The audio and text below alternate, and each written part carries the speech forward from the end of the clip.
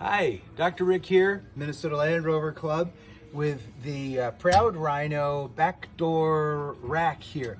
Got this from a very special friend, Tony, and I don't mean that in an intimate way, I mean we're good friends. He got it from Lucky 8, where Justin has put together a video of how to put it together. It looks like Justin was putting the video together of a previous generation of this, where it was done with cables going from high to low to keep it from coming down.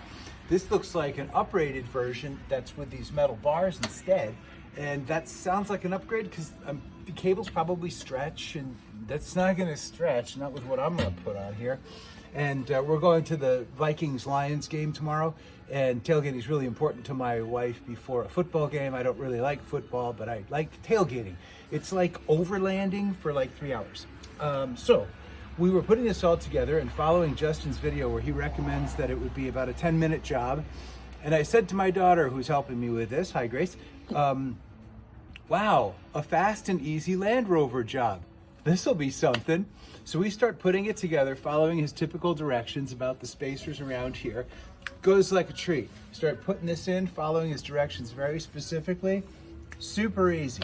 Then we start putting the rest of it together and realize that it's not a 10 mil nut anymore. It's a 11 millimeter nut. So that's a little bit different. And then when we were trying to line up the top part here, sorry, it's a warm day in December and that was a motorcycle going by. We were having a dilly of a time getting this part to come up and lock completely. It seems like the bolt that we got, these, were just a little bit too short, and that the side of the bottom tray was not able to fit in here so that you could close completely and use this clever locking mechanism with the spring in it that sometimes pops out like that, and that locks it up. So we noticed if we could take the bolts out, we could lock it up no problem. That was easy. So these come with the system, and we thought, well, that's very clever, but we need a longer bolt. Conveniently, we had to take all these bolts out to put in the Proud Rhino bolts to hold in the part next to the door. So we tried these, and you'll note these are just a little bit bigger, longer. They don't quite fit on the nuts, but watch out for this red stuff on here. It's a kind of Loctite, and you really have to torque it to get it on there, but I think the intent is so that it doesn't spiral itself off as you move the rack up and down. So clever, but difficult. So these were also a little too short. So Grace and I go over to my jars of nuts and bolts and washers, you know, like you do. And then you find something that you think might fit.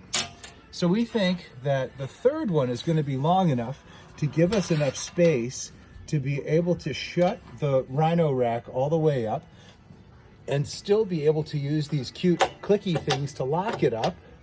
And the only thing I'm worried about is the rattle, but you know, it's a Land Rover. There's rattles. I mean, this thing is, when new, when you'd turn a corner with the radio off, you could hear that the roof kind of moved like there was popcorn in there.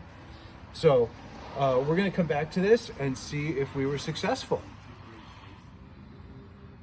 Okay, I think we got it figured out now.